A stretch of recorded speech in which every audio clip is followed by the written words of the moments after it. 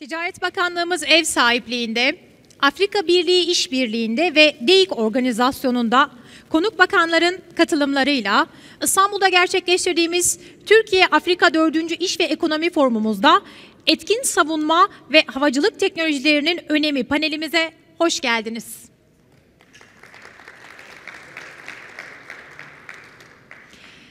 Değerli konuklar, konuşmalarını gerçekleştirmek üzere Türkiye Cumhuriyeti Ulaştırma ve Altyapı Bakanlığı Bakan Yardımcısı Sayın Enver İzkurt'u sahneye davet ediyoruz. Buyurun Sayın İzkurt.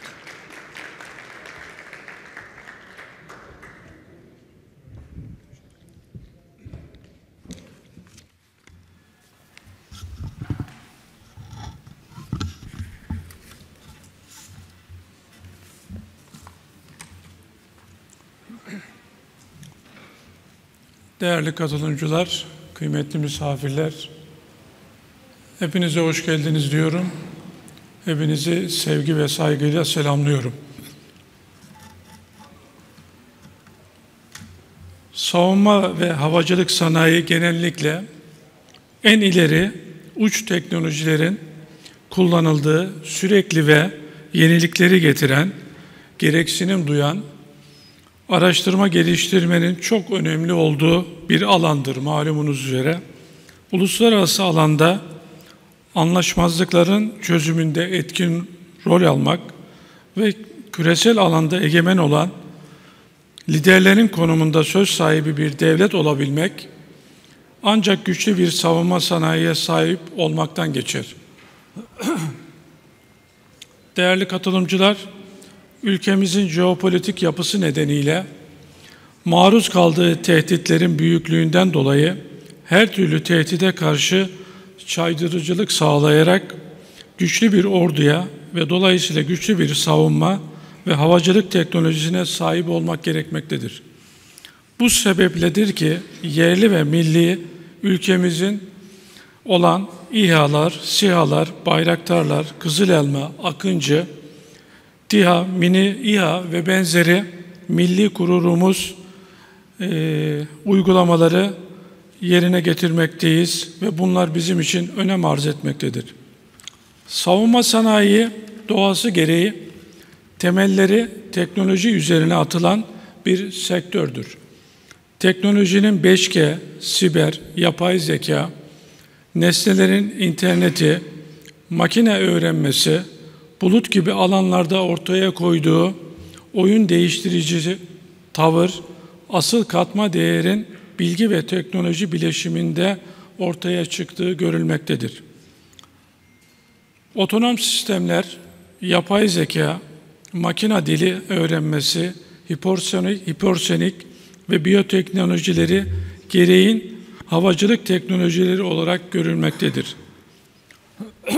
Savunma ve havacılık teknolojilerindeki eğitim, tercih ve yönetimler bölgesel, jeopolitik, siyasi ve ekonomik faktör ve gelişmelerden doğrudan etkilenmektedir.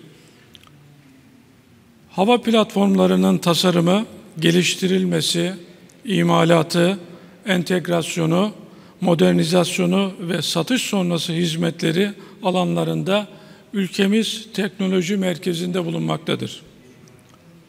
Değerli katılımcılar, savunma ve havacılık sanayimiz yurt içi ürün geliştirme aşamasına gelmiş ve sistem entegrasyonu konusunda önemli bir altyapıya kavuşmuştur.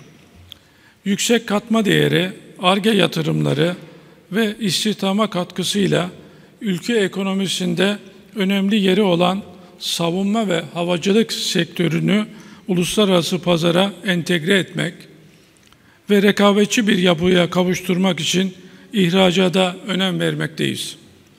Bu alanda geliştirilen teknolojilerin bilahare sivil amaçlarda da kullanıldığı, dolayısıyla ülkelerin sosyoekonomik kalkınmasına dolaylı ancak çok daha büyük çabada katkıda bulunduğu görülmektedir.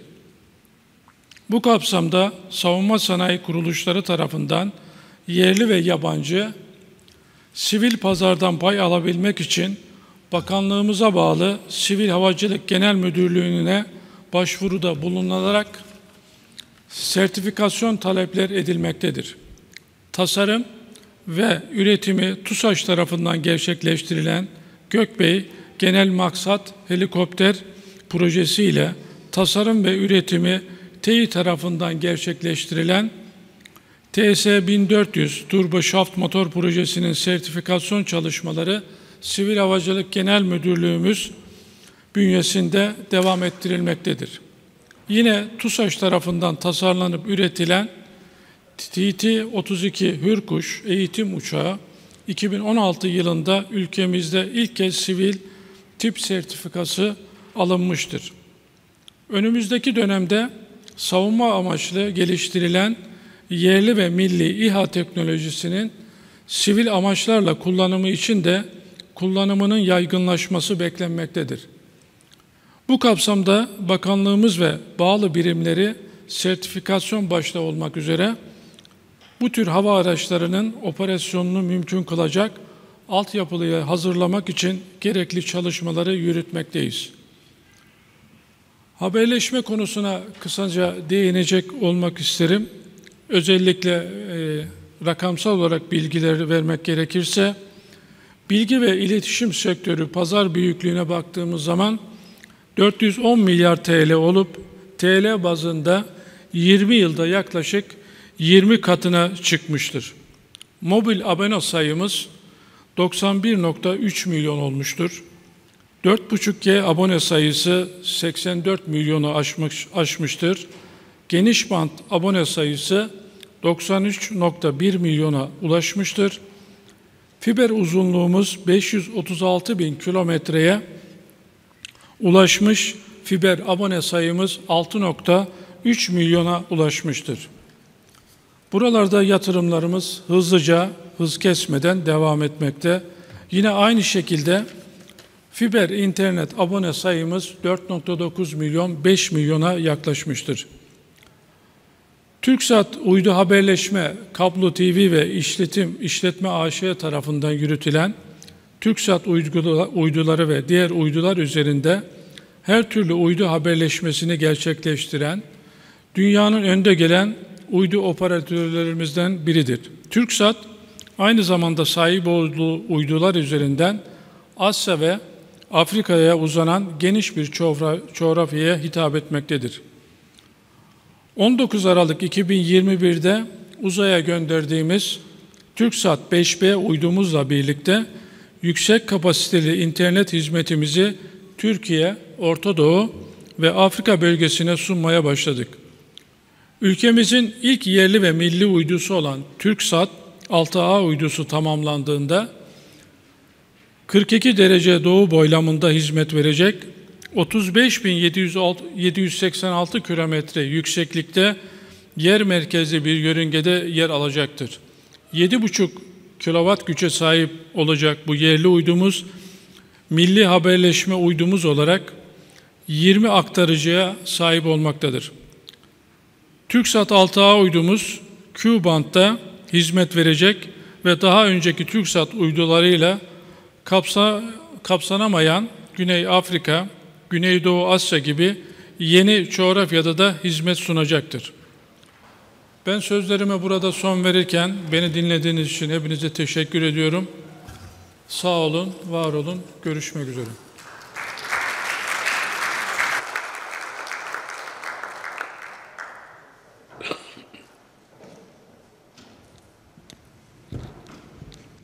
Değerli katılımcılar, Sayın Bakan'a konuşmaları için teşekkürlerimizi arz ediyoruz efendim. Şimdi etkin savunma ve havacılık teknolojilerinin önemi panelimiz için ilk olarak moderatörümüzü takdim edeceğim. Moderatörümüz Türk Teknik Stratejik Projeler Başkanı Sayın Ömer Faruk Gök'ü sahneye davet ediyorum.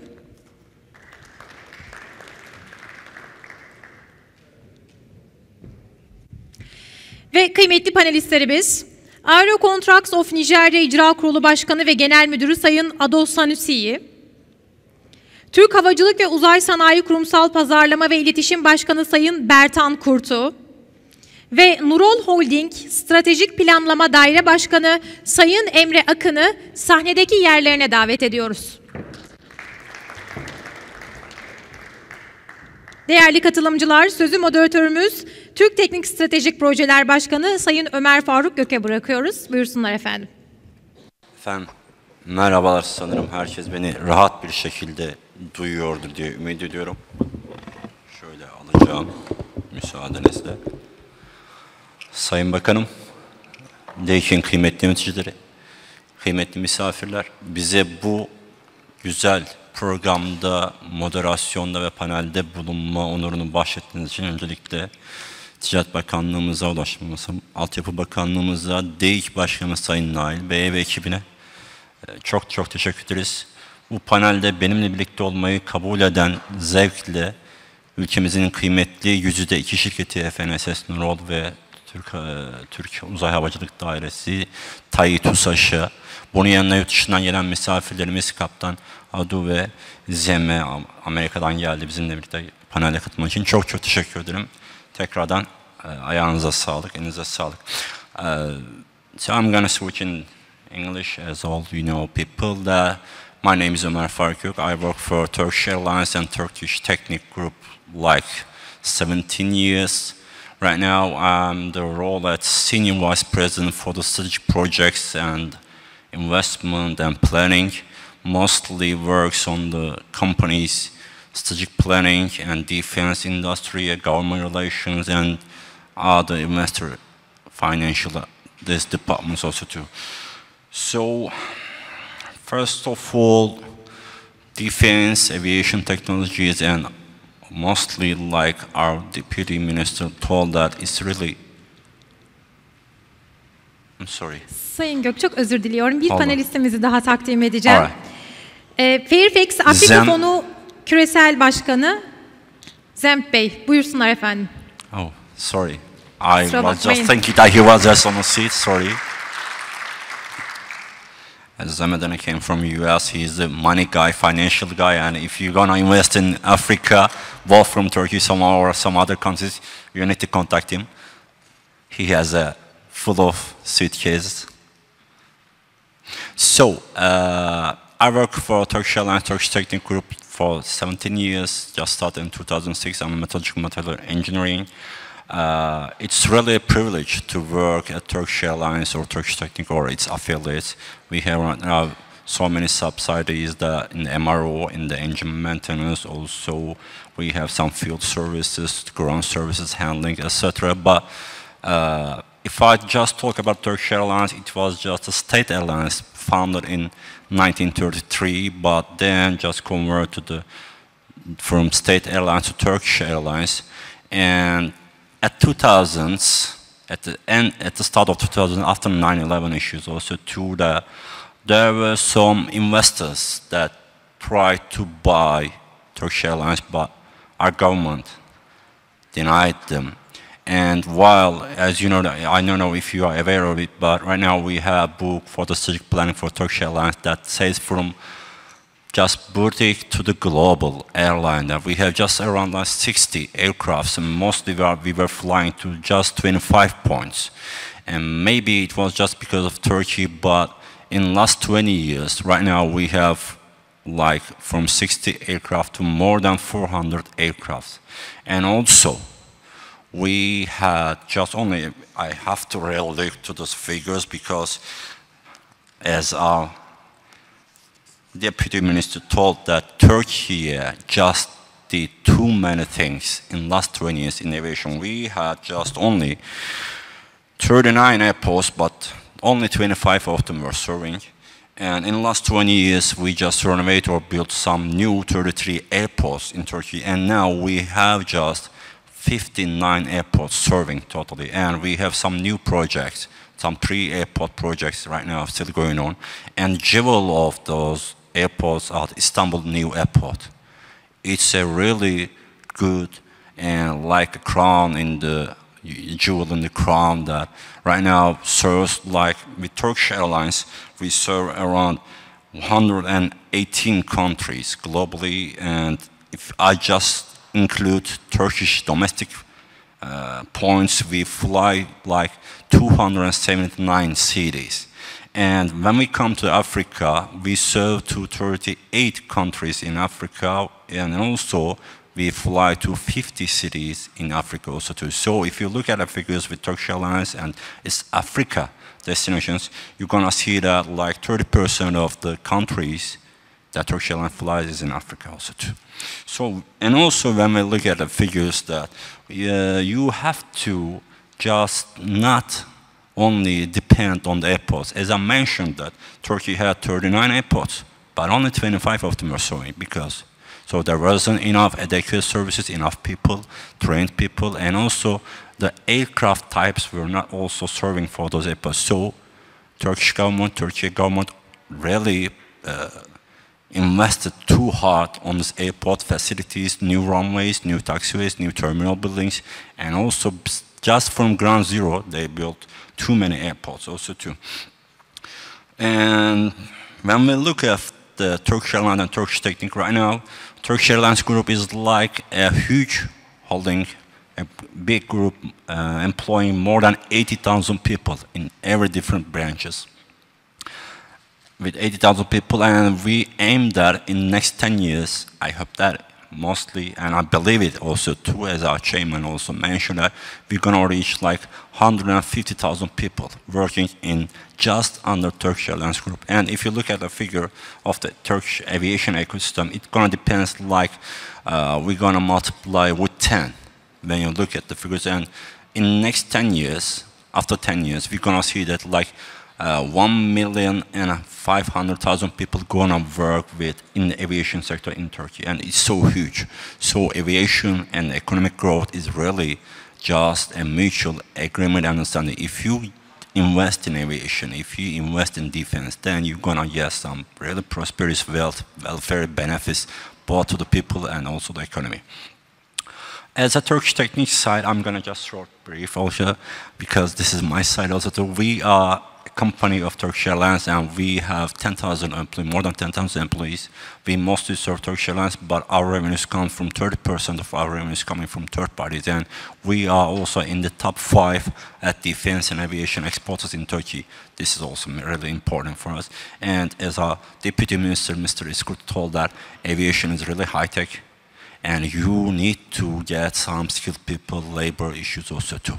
So, if I just switch to our esteemed and honorable colleagues with the panelists, I'm going to just start with the Captain Adu. We can just continue. Thank you very much, Mr. Umar. Well, I think I will start by saying that aviation, civil and both military, are very important in the development of any country or continent. In fact, the saying that aviation is the catalyst of economic growth has been proven in most countries. So in Africa, aviation has been taken very seriously, and we hope we can partner with a country like Turkey, which has advanced technology, especially in drones and other aviation fields. Africa has developed or is as an initiative of single air transport system, which we call SATM, which AU is trying to promote, which will allow free transportation of both passenger and cargo between countries in Africa. Of course, there are some hurdles to be overcome for that to be seamlessly implemented. I come from Nigeria, and in Nigeria, of course, my company is the oldest company in the country. We started in 1959. We supported the oil and gas growth in the 70s, and later developed into a full airline. We now have a maintenance organization also that caters for most of the aircrafts flying in the country. In Western Central Africa, we don't have as developed aviation as you should be, as our Eastern counterparts, which have developed a lot of airlines. But to give you the context, Africa is it's a population of almost over 1.4 billion people, and more than 50% of the population in Africa are living in the rural areas. There is a very good need for connectivity, both for human and cargo. to enhance development and growth. And we believe that it's not just to fly into Africa and connect the African countries, but we believe that a country like Turkey with full technology can partner with countries and Africa itself and develop the aviation industry from the grassroots upwards, meaning a partnership in both aircraft, maintenance, drones. Drone technology is extremely important in Africa because most of the countries and the areas are very hard to reach. So the drone technology will help a lot to facilitate growth and technological advancement. Well, for just a brief presentation of my company, as I said, Aero Contractors is the first and the first airline in Nigeria. We started with modestly with twin aircraft, just to transport people from one place to another in the country. The country is vast; it's one of the biggest in the country. Was founded in 1959, and then the oil and gas boom made it to grow, and we provided logistics supports for oil and gas industry. And then we went into full airline, that means full commercial scheduled airline operation in 2000. And then we established the first maintenance, repair, and overhaul facility in West and Central Africa in 2017. We also have helicopter section. We also have a training school. The helicopter is still the one operating offshore for oil and gas, change of crews and everything. We are a scheduled operator as we speak now. We conduct ab initio training for all our cabin crew and our engineers. So up to date now, we have conducted heavy checks for all the companies, both in Nigeria, Central Africa, that's in Congo, and part of West Africa. And we intend to grow that capacity for most of Central Africa and other African countries. We developed a lot of capacity in our battery shop and everything. And very soon we are going to start doing repairs in-house. Now, for a company to succeed, you must have in-house capability, not all the time taking components out of the country for repairs. And of course, this is our clients, which we have all over Africa, and also outside Africa. We do give maintenance for airlines that come into the country. We give them line maintenance, and we still service oil and gas companies in the country. I think, thank you. Yeah. Thank you, Captain Ado. Right now we can switch to Turkish aerospace industries, and also you can also switch on them. Emre, we are on you.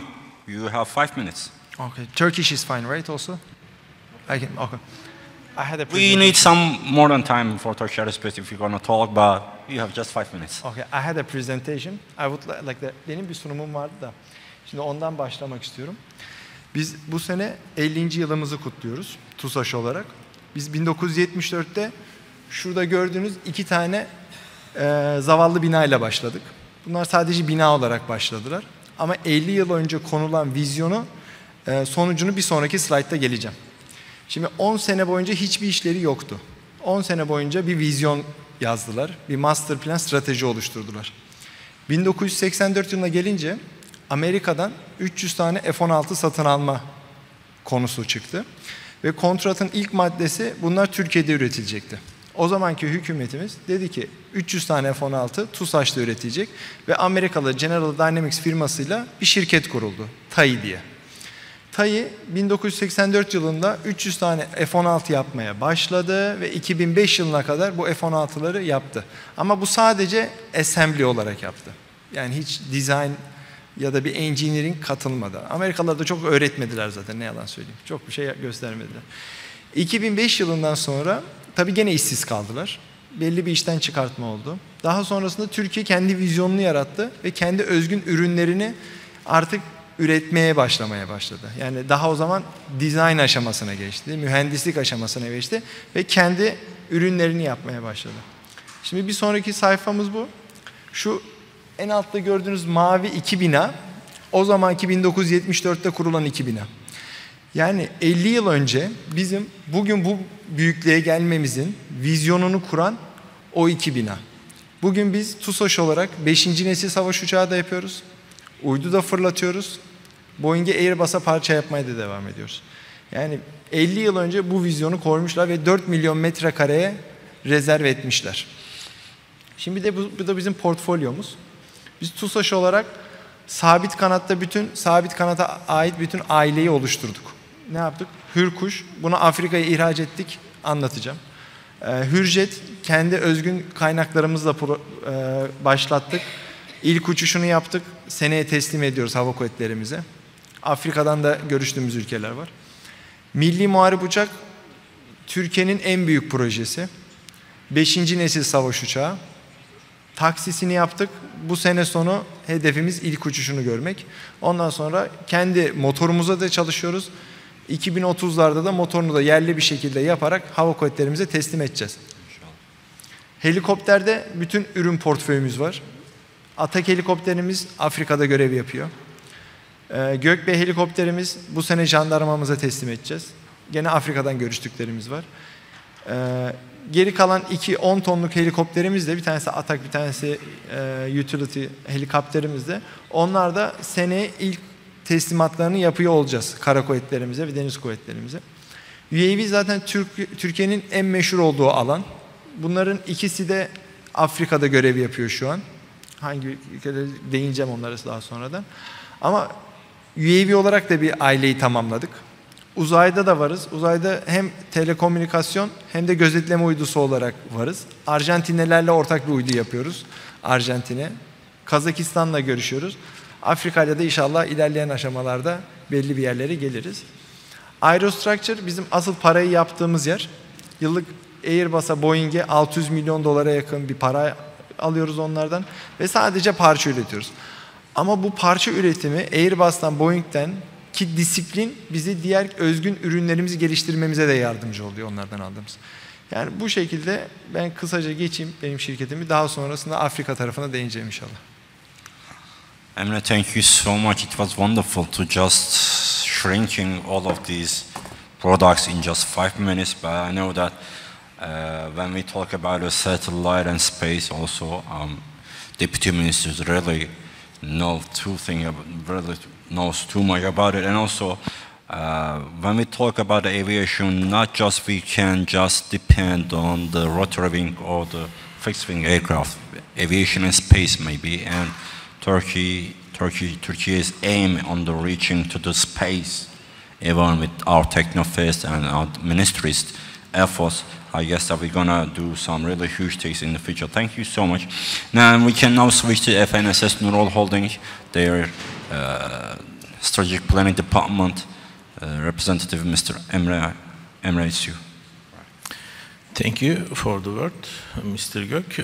I will be quickly giving information about our company and our message for defense cooperation with African countries in 5 minutes. So, very briefly, Nurol Holding is a multi-industry, multi-business conglomerate with investments in construction, mining, investment banking, several services, as well as defense, which is a privately owned, family-owned business for the last 50 years. Just a quick picture of our projects from construction or mining side. We have some international projects in Europe as well as in African countries.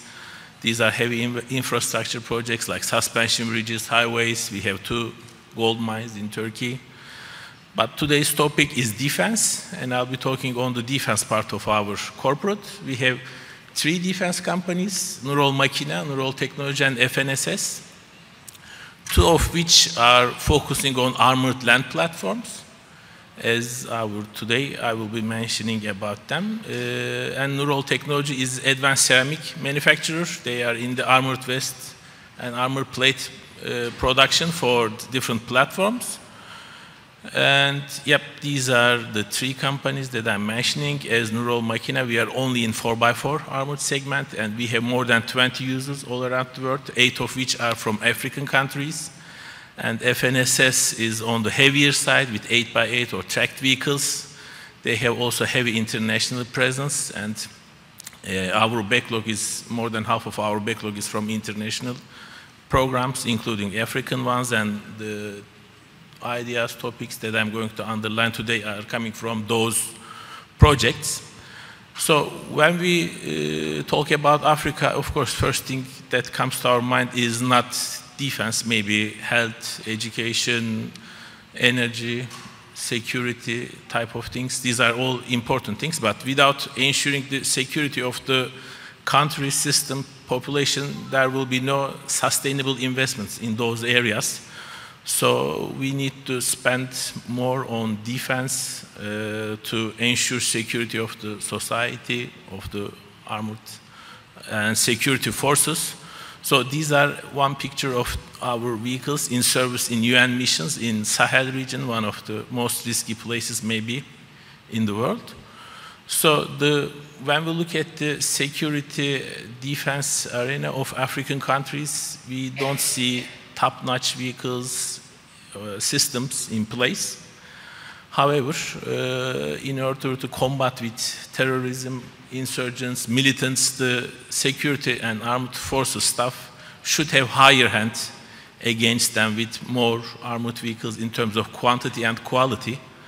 So just to give you an example, using armored vehicles in the security of armed forces, these are some examples, pictures of our vehicles which were attacked by different means, IEDs, some terrorist groups, but as you see, there's no big damage in the cabin, just some rolling parts, some moving sections of the vehicle. So they didn't have even nose bleeding inside those vehicles, so that if you go with soft skin vehicles, commercial vehicles, you cannot ensure security of armed forces people, and they will be less reluctant to intervene into a conflict. Of course, it is easier to say buy more defense stuff in terms of quantity and quality, but it is not cheap. Defense is not a cheap item for any country indeed, not only for African countries, only if you keep buying them from third countries. The only way to make defense procurement sustainable, efficient, is to manufacture locally. If you constantly buy from third countries for your defense needs, it is not sustainable for any country, neither for African countries. So African countries should have their own local production, assembly capabilities for their own needs.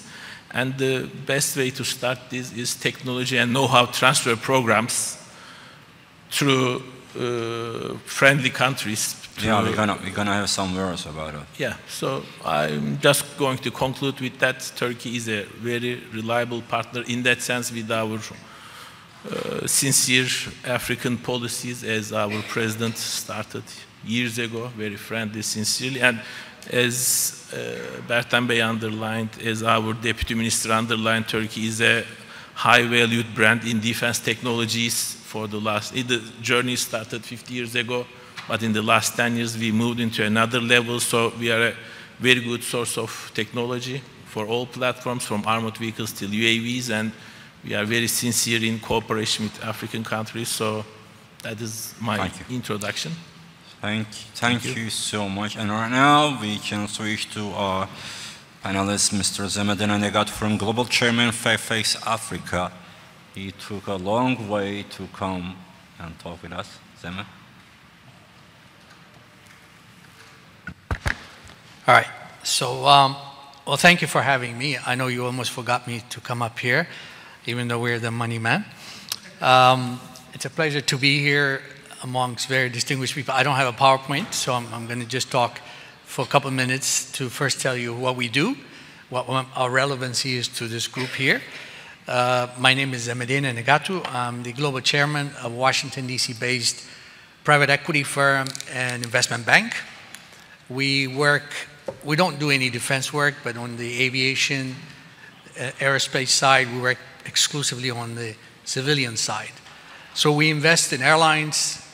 We provide investment banking services for airlines, primarily in sub-Saharan Africa. So we work with the biggest airline in Africa, Ethiopian Airlines. We're the investment banking advisors to Ethiopian Airlines. And we're currently doing a very large airline deal in Nigeria where we put in $250 million with a consortium of investors to establish a national airline for Nigeria between Ethiopian Airlines and Nigerian investors and the Nigerian government. On the airport side, which fits into our bucket of infrastructure, we provide investment banking advisory services where we raise capital for airlines and governments who want to invest in airports. I have to say, I landed this morning from Washington, and the last time I was in Turkey was several years ago, and I remember the old airport, and the one I saw this morning was extremely impressive. So, you know, that's the kind of sector we focus on, and I was saying to myself, the long walk from when we get off the plane up to immigration, I was just filming the whole thing, because this is really impressive infrastructure, that capacity that Turkey has built. And we worked with a number of Turkish companies in Africa, actually, in the infrastructure space. But we have yet to see maybe a Turkish company build these kinds of airports. And I think, to me, this was a testament. Yeah, in Senegal, Dakar, I guess one of the Turkish companies just completed an airport in 11 months because it was just not finished, and they took over and completed in Dakar airport just in 11 months. Right. So for us, I mean, when I fly back tomorrow, I have this in mind that perhaps next time when we raise capital for African governments and private companies which do PPPs, public-private partnerships in the infrastructure space, in the airport space, I think we're certainly going to be looking at Turkish companies. We worked with Turkish companies in Africa in infrastructure, in particular in railways.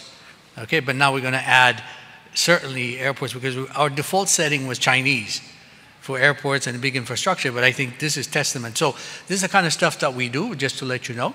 So that's why I'm here today, you know, perhaps to talk about the opportunities, certainly the relevancy, you know, bringing in Turkish investors into the aviation space. I know you're with Turkish Air, and we work with a lot of your competitors, but even in the MRO space that you were talking about, I think there's a lot of need, even in Nigeria. I think you talked about it. We're looking at, in partnership with setting up MRO facilities, maybe perhaps in partnership with Technique. We're currently working in South Africa and a number of places. So there's a lot of opportunity for Turkish investors and business people in the aviation space, the airlines, as well as airport infrastructure, the entire ecosystem. This is where we come in. We raise capital around the world, in the United States, in Europe, in the Middle East, and also in Asia. So if there are opportunities you have in mind that needs capital, we do bring in private capital, but also the expertise to develop it and implement it to a successful conclusion. So, you know, hopefully there will be something for us to walk away today, and then maybe we'll share more our experience. But thank you for having me here today. Thank you, all of you. So when we talk about Turkey infrastructure construction export also too, in the last 50 or 60 years, the Turkish construction companies just really accomplished too many awarded projects all around the globe, whatever, in which country, I don't know, highways, railways, seaports, airports, and hospitals, military infrastructure, whatever, but they were all really successful. And when we talk about the aviation in Turkey also too, and if you look at for the defense, as TAI and FNS has also told that, we have also some companies not just constructing airports, but also we have some companies, except the airlines that I'm mentioning, the ground handling companies, we have MROs as us, also to catering companies, etc. And also Turkish ministry, as Mr. Iskurt Isirult, in Somalia airport, you know that Turkish Airlines is the only airline that comes from out of the continent and serves in Somalia. And also we have a airport handling company over that comes from Turkey, and they are also in the construction side. And also in Turkey we have some other projects that ministry do some PPP projects and lends the airport for 25 years for the usage of the terminal site, etc. And we have a really huge experience in the sector also too. Turkey is really very successful. When we look at the continent to Africa, So, while we were talking before this panel, that Africa has a population of the 18% of the world. And for the land size, you know that it's so huge, and 20% of the land of the total global. But the GDP share is only just slightly above 3%. And it has 56 sovereign states over there. And when we look at the projection for the future, that in 70 years, Africa's continent's population gonna be like 40% of the world. So there is too much thing to do for Africa and in Africa. And when we come to this side, for TAI and FNSS, I'm gonna ask directly to you guys, what does Africa mean to you, and how do you see your strategic planning in Africa? And you mentioned like some localization, not just selling equipment, also some training and etc. And you have very good programs for right now still working in Africa, and I guess you have something in the back also too. When you examine your approach, it differs from the Western style. Turkish style is really different from the global Western style. Şimdi konu Afrika olunca ben genel müdürüm Temel Kotil'e değinmeden edinemeyeceğim. Kendisinde çok selamları var. Kendisi 2005 yılında Türk Hava Yolları Genel Müdürüydü. 11 yıl boyunca orada kaldı. 2005 yılında Afrika'ya destinasyon sayısı 4'tü. Ayrılırken destinasyon sayısı benim hatırladığım 56 filandı. Bilmiyorum, siz daha iyi biliyorsunuzdur belki Turkish Teknik'te. Bugün 62 olması lazım. Yani kendisi TUSAŞ'a gelirken de bu vizyonu bize yansıttı. Şu anda da bizim fokusumuz Afrika. Türk Hava Yolları'ndaki Afrika başarısını şimdi biz burada yaşatmaya çalışıyoruz. Şu an Afrika'yla bizim 54 ülkenin yarısından fazlasıyla bir iletişimimiz var. Hepsiyle gidip geliyoruz, konuşuyoruz. Fuarlarına katılıyoruz. Bu sene Senegal'e katılacağız. Seneye Güney Afrika'ya katılacağız. Hepsiyle bir ilişkimiz var. Bu ilişkilerin sonucunda biz yaklaşık son 2 senede 1 milyar dolara yakın bir kontrat imzaladık Afrika'yla. Bunların bir kısmını teslim ettik. Bir kısmı hala da kontratımız boyunca devam ediyor ama bizim asıl Afrika'ya odaklandığımız nokta onların da bu yeteneğe sahip olması. Bunu nasıl yapıyoruz? Bizim mühendislik geliştirme programımız var mesela. Yani you just don't sell equipment and leave it over there. You also train them. Yes, we supporting them. Biz onların mühendislerini alıyoruz. 1 yıl boyunca bizim içimize sokuyoruz. Yani bizim fabrikamızda 1 yıl boyunca bize zaman geçiriyorlar. Bir uçak nasıl yapılır? En başından en sonuna kadar, ilk uçuşa kadarki bütün stepleri adım adım görüyorlar. 1 sene boyunca. Sonra bunlar kendi ülkelerine gittiği zaman bu projelerine devam ediyorlar ve ufak ufak UAV yapmaya devam ediyorlar. Bu onlara bir kabiliyet kazandırıyor. Ondan sonra bizim gördüğümüz gene Afrika'da en büyük eksiklik lojistik support. Biz sadece dediğiniz gibi uçağı teslim etmiyoruz. Onların bakım idamesini. Bu havacılık çünkü 30 yıllık bir uzun dönem evlilik gibi bir şey.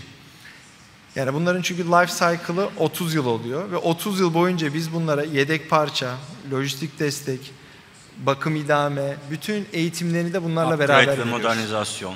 Tabii. FNSS için Afrika'nın geleceği, önemi, sizin farklarınız ne, farklı ne sunuyoruz özellikle? Good point. So Africa is a strategic location for us in the very beginning. Beyond being, we have 8 countries currently from Africa using our vehicles.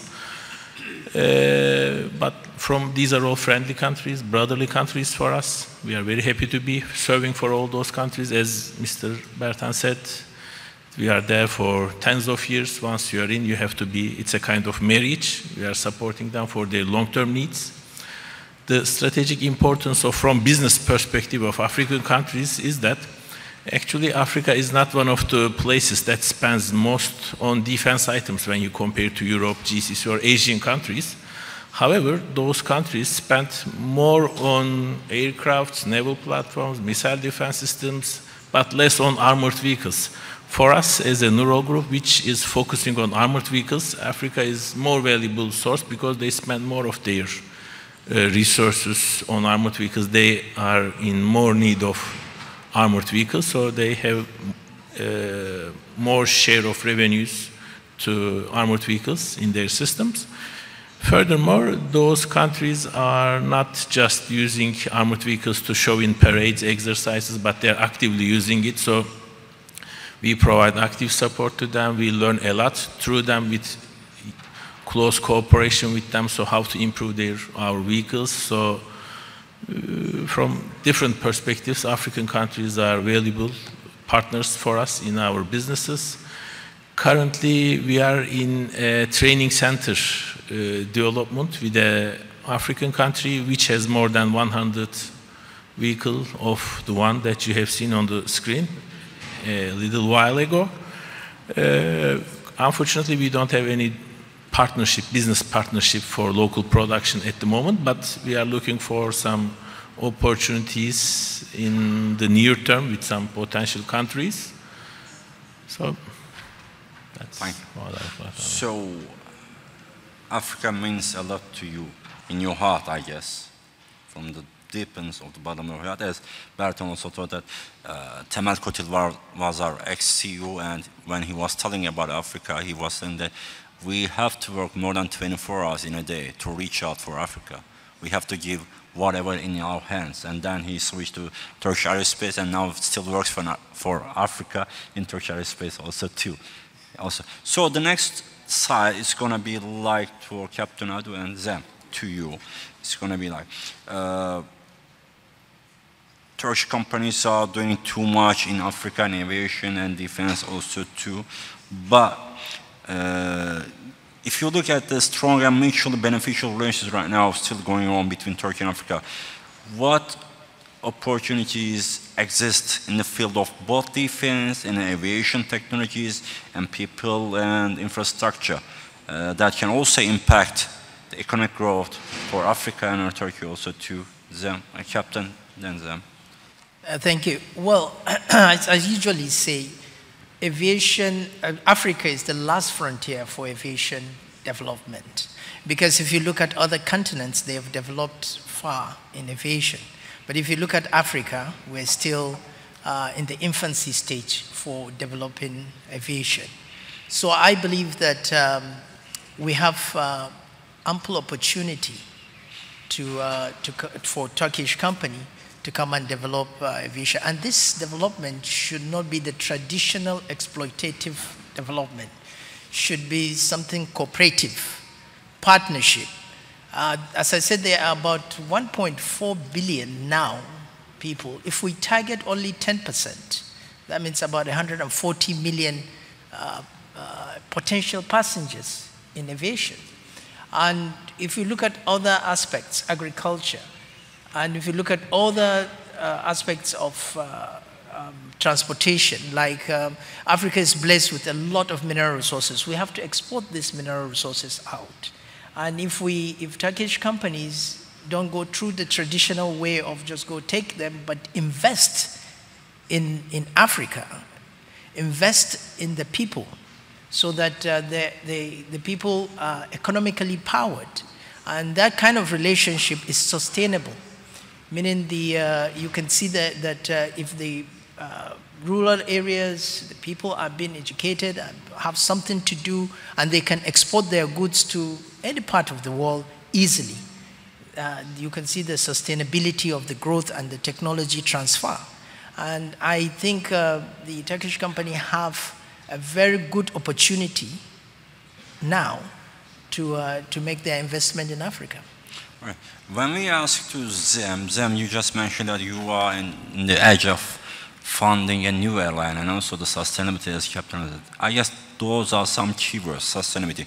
When we look at even in the newspapers, in the Western media, when you look at Africa topics, you're going to see like the injustice, health accessibility, poor wealth, education problems, safety, security, and refugee crisis. But those words are simply like not seeing Africa as a partner, just like another part of the world. And when we say about the global trade and economic figures, that the figures talks themselves also too. As I mentioned, Africa has 18% of the global population, but only 3% of the global airline fleet. Only 3%. So it was really interesting when I was checking the figures that it says that the aircraft number in your continent just equalizes with the GDP share of your continent. So in the APEC, Asia Pacific, adding India and China and Southeast Asia, they have around 40% of the global aircraft numbers, and their GDP is around 38%. If you look at the EU zone, it says like 16% and 18%. If you look at the Americas, southern and northern together, it's like 30% share and 30% aircraft fleet. So, but there are too many defunct airlines. There were too many defunct airlines in Africa, and it's a really good courage from you to getting a new one. So, how Turkish government and Turkish companies can be with you together in Africa to grow aviation in Africa? So this is actually a very, very good question you're asking, because we're very good with the airline business, the aviation business in Africa, and we see these numbers every day. In fact, it's even worse. In fact, if you take out the one big successful airline from that equation, from the Africa data, it gets even bleaker. I'm talking about Ethiopian Airlines, which is the most profitable airline in Africa and one of the most profitable in the world. The fleet data you mentioned, if you take out the 150 aircraft that Ethiopian Airlines alone has, it gets even worse, right? But well, the way we look at it, and as I said, we've done 14 airlines in Africa over the last 10 years. I mean, from south to north to east. One of the things that excites us is the upside is significant. If you invest smartly in Africa, okay, in the old days, the data you cited, all the airlines that collapsed, they have one or two common elements: poor governance, airlines stay owned by states, governments, presidents of countries running them like their private fleet. It's just mismanagement is what drove them. The opportunity is there. I mean, I think we just cited the Nigeria example. A lot of people were telling us, why are you investing in a new airline and putting $250 million in a new airline? Because in Nigeria, the market is huge. It's just not been tapped properly. It's not been managed properly. That's what we see.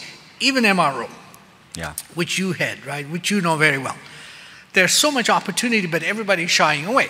In the United States, when we talk to American investors, the perception of risk of Africa is far greater than the real risk. So they shy away, even though there's trillions of dollars sitting there doing nothing. So what I'm saying is, for Turkish companies, come and kick the tire for yourself, as we do.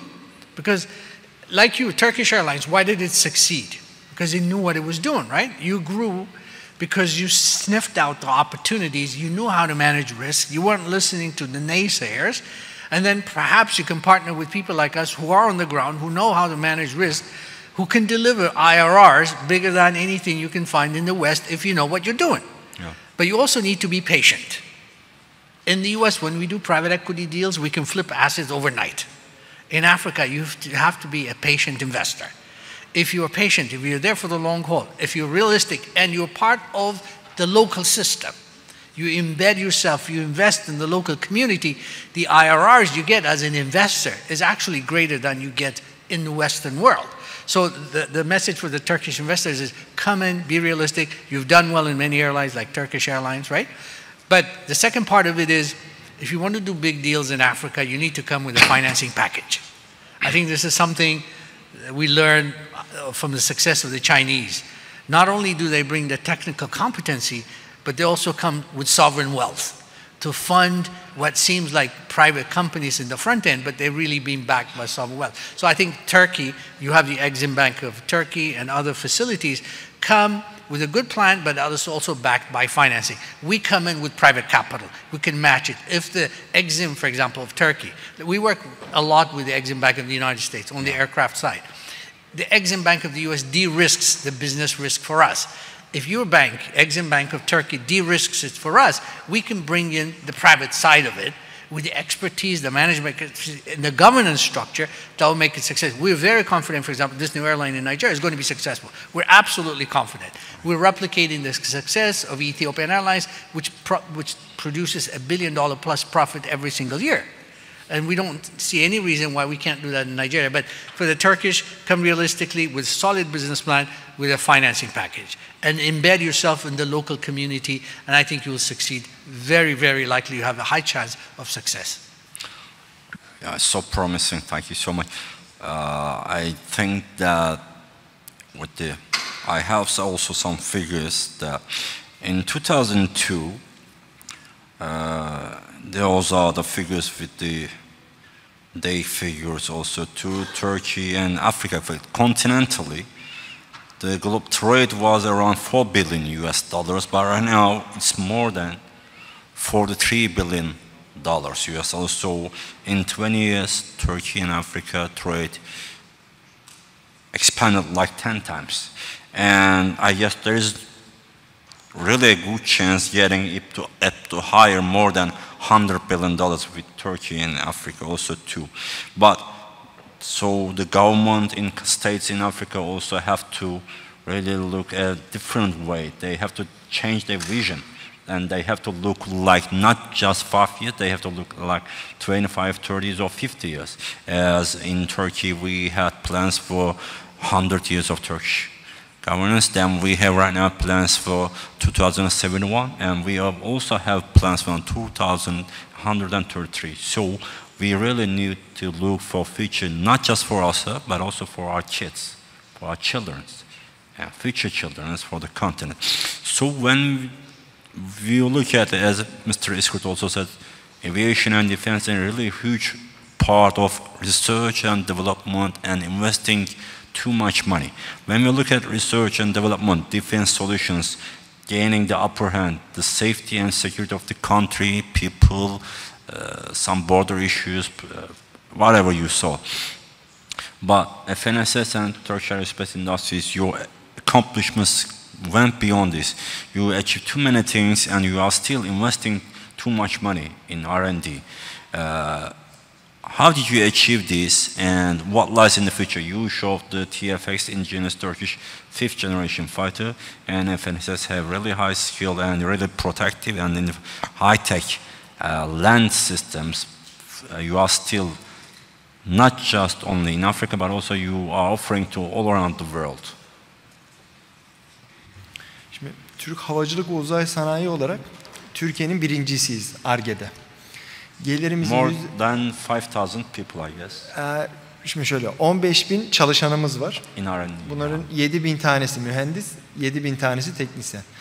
7.000 tanenin 6.000'i Ar-Ge mühendisi olarak geçiyor. O 1.000 tane Airbus'a, Boeing'e şey yapıyor. Mühendislik yapıyor. Şimdi Türkiye'nin de geçen hafta açıklandı, şampiyonuyuz Ar-Ge'de. Gelirimizin %48'ini... Geçen sene de şampiyondunuz. Geçen sene ikinciydik. Öyle mi? Tamam. Aselsan Müjde. Gelirimizin %48'ini Ar-Ge'ye harcıyoruz. Şimdi ben şuna geleceğim buradan. Gelirinizin %48'ini. Yani yaklaşık bu seneye bakarsak $1 milyar Ar-Ge'ye para harcıyoruz. Muhteşem. Yaklaşık ortalama. Şimdi ben şuraya geleceğim. Sunumun başında anlattığım bizim bir 50 yıllık geçmişimiz var. Şimdi bunu Afrika'ya getireceğim. Şimdi benim bildiğim Türkiye'de 60.000'e yakın Afrikalı öğrenci var. Biz bunları bizim bir Sky Experience diye bir projemiz var. Özellikle Zonguldak Üniversitesi'nde çok büyük bir Afrikalı öğrenci nüfusu var. Zonguldak Üniversitesi ile bir anlaşmamız var. Bu anlaşma gereği biz oradaki mühendislik okuyan Afrika öğrencilerini alıyoruz. Bir sene boyunca bizimle beraber mühendismiş gibi çalıştırıyoruz. Aynı zamanda bunlar okula gidiyor. Biz bunları yetiştiriyoruz. Bir sene boyunca, 2 sene, 3. ve 4. sınıfta. Bunlar mezun olduktan sonra isterse bize de işe istihdam ediyoruz. Şu anda böyle 47 tane öğrencimiz var Afrika'da.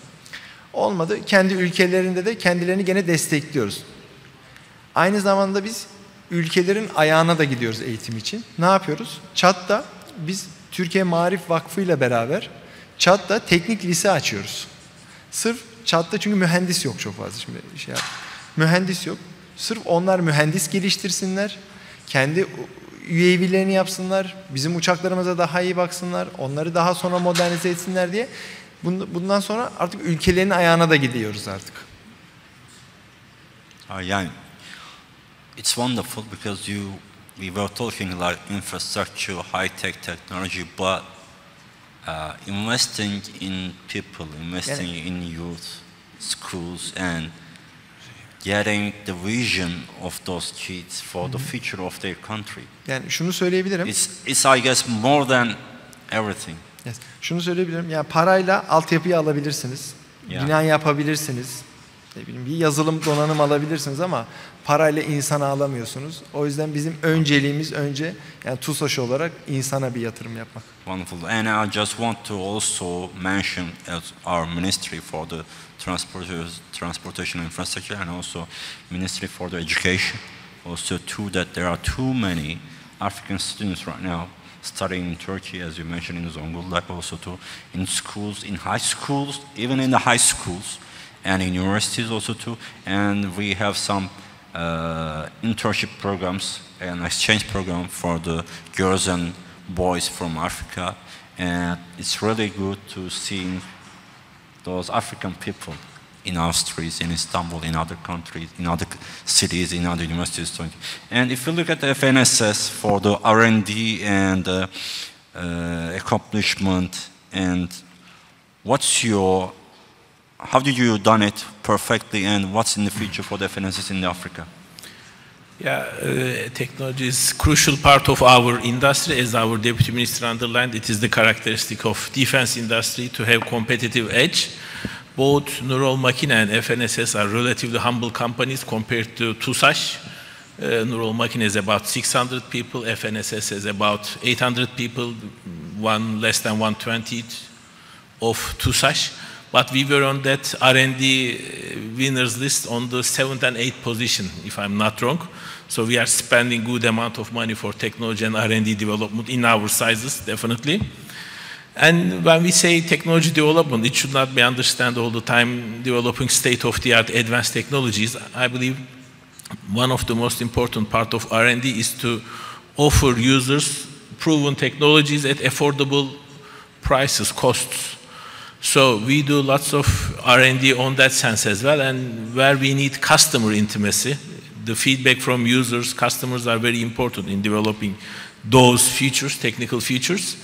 And we work closely with our African customers and users in that sense. We have been providing their repair and maintenance services, for some upgrade services, even at very hot conflict points in Sahel region. We constantly support them. So being close to customer, getting their feedback, understanding their needs is very important in making effective R&D. We believe, and we have very good cooperation with our end users in Africa that gives us the light for our R&D programs, I can say that, which they benefit in the end as well, of course. Wonderful. So for wrapping up the panel, I guess we need really huge time to talk about Africa. So President Erdogan was always emphasizing that the successful joint ventures and partnership, the brothership or the sistership built on sincerity and solidarity between Turkey and Africa in both aviation and defense. But also, our Deputy Minister is here, that there was a saying in Turkey that airway is the people's way. So we mostly invested in airport, airlines. There was only Turkish airline, and we just liberalized the capital and some other airlines also in here. There were only 25 airports serving right now, more than 50 airports in Turkey. So when you look at both at aviation and the economic impact of aviation and also the defense necessities, if you look at the Turkish aerospace companies and defense companies about investing and offering those solutions to African countries, UAVs and land system, what's gonna be in the African future for Turkey? This is to end up wrapping for all the panelists there. How are you gonna see the future for Africa and Turkey innovation and defense and the necessities of Africa? How can African countries and states need to reach those offers? Captain. Yeah, well, I think there's, as I said, there's ample opportunities for Turkish companies and African countries to harness the future. If you look at surveillance, look at navigation, communication, and airport structure itself, there's a lot to be done. We have hundreds of airports in Africa. Probably for less than 15 or 20 are viable. That means there's huge potential for Turkish company, be it in construction, be it in surveillance, radar, be it in navigational aids, be it in communication. And training. And training. It's a lot of opportunities. And I believe it is time to harness these opportunities and start the process, because as Zem said, the Chinese have come, they have brought their finance, and they have done a lot of infrastructure development. It is time to invest in the people. It is time for Africa to start growing organically with the population. That means there is between 20 to 40 years old will be over 100 to 200 million. In my country alone will be about 100 million in the next 20 years. So you can imagine those people must be given jobs. And that will be an opportunity also for Turkish companies to invest in aviation, defense, and other aspects. Usually, because if we look at aviation, the defense will go to the civil. So there is so much opportunity. And I believe we can work together as partners to develop these opportunities. Thank you. Thank you so much for the TUSAŞ, TAI, Aerospace, for Africa. What's we gonna hear from TUSAŞ in Africa in the future? Some new assessment, new things. I guess you have mentioned also you have some talk about Hürjet with some African countries, I guess. Yes. Bizim bugün dediğim gibi 1 milyar dolara yakın bir kontratımız var mevcut. Bunların bir kısmını teslim ettik, bir kısmını teslim ediyoruz. Şimdi haftaya Nijerya'dan bir misafirimiz var. İnşallah ona da anlaşırsak 2 milyara çıkacak bu. Şimdi bizim asıl hedefimiz, bizim bir master planımız var 10 yıllık. Orada 2028'de gördüğümüz yaklaşık Afrika ihracat kontrat imzası değil, bir yıl içinde yaklaşık 3.7 milyar dolardı. Sadece Afrika ihracatımız. Biz bu hedefe doğru gidiyoruz. Tabii 3.7 milyarlık ihracat için bir yıl içinde bunun için yaklaşık bir 7-8 milyar dolarlık bir kontrat imzalamamız gerekiyor. Biz bu hedefe doğru gidiyoruz. İkinci bir hedefimiz de Afrika'da bu kadar büyümüşken yani şu an 6 farklı ülkede aktif olarak görev yapıyoruz. Oraya ne yapıyoruz. kuracaksınız? İşte bir hub kurma şeyimiz var. Bu şu anda tabii hangi ülke olur onu yapamadık daha tam. Karar veremedik ama bir Afrika'nın ortasında bir tane hub ve orada bir yedek parça deposu bir kurma hedefimiz var açıkçası ileride. Harika. Teşekkürler. Emre? Yeah, as I told you, that there's already a very bright defense cooperation between Turkey and African countries, and I believe the prospect is even brighter. I strongly encourage African companies, African decision makers in defense to contact Turkish presidency for defense industries. They manage a huge supply chain network from defense to naval platforms to air platforms. They know how capability is indigenously developed in local countries, and we are, as you told, as a Turkish foreign policy, very open and sincere in developing brotherly relations with African countries. So in general, I'm looking forward to see even more cooperation than existing levels. And as for our site, currently we have a production site, assembly site in Europe. One is underway in Far East, and we are looking for another also site in Africa, but it is not a near-term expectation, but it's in our vision plans to have a assembly operational site in Africa as well. And we, both for FNSS and Turkish Aerospace and Turkish and Turkish Technique, we really heartfully thank you to our government, ministries and presidents, all of them, the board and associations of commerce and foreign relations. It was really the support of the Turkish government to Turkish companies in Africa. It was beyond expectation, wonderful. Zem, the last word, you just came a long way, and the last word is yours. So very, very quickly in summary, I mean, the aviation sector is driven, the growth is driven by the macro level GDP growth. So if you look at the forecast that we have seen and others have done, Africa's GDP by 2050 will top almost 30 trillion, from 3 trillion today, 10x. That should give you an indication, because as purchasing power increases, economic growth increases, people fly more, okay? I was just looking at some numbers that Airbus and Boeing have put up, which you probably have. Over the next 20 years, they're forecasting Africa will need 1,100 new aircrafts, just in the next 20 years. That by itself will drive need for maintenance, all the ecosystem that goes around the airport, and new airports. So if you look at, as I said, the macro level, 30 trillion GDP, aircraft needs of 1,100, you do the numbers.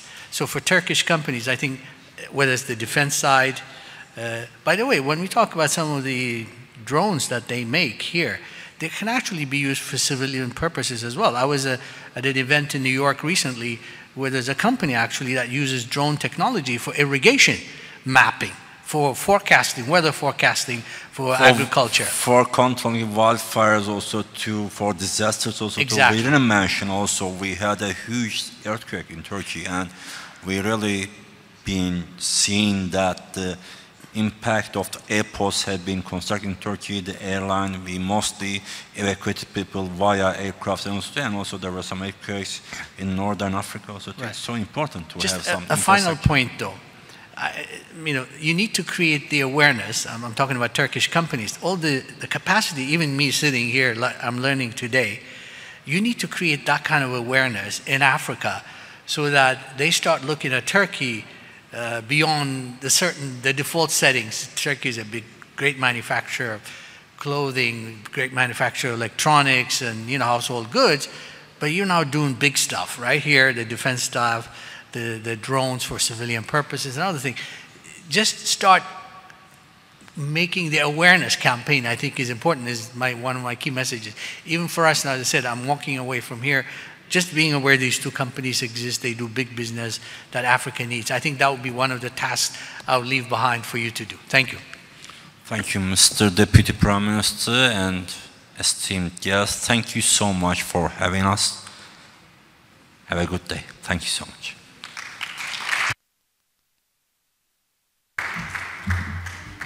Değerli katılımcılar, panelimiz burada sona ermiştir. Kıymetli moderatörümüze ve panelistlerimize teşekkür ediyoruz ve Türkiye Cumhuriyeti Ulaştırma ve Altyapı Bakanlığı Bakan Yardımcısı Sayın Enver İskurt, teşrifleriniz için teşekkürler efendim. Sayın Bakanımız ayrılıyor salonumuzdan. Kısacık bir aramız var değerli katılımcılar. Hemen ardından saat 16.15'te Ekkas bölgesinde yatırım ve ticaret fırsatları panelimiz bulunduğumuz salonumuzda gerçekleşecektir. Katılımlarınızı bekliyoruz efendim.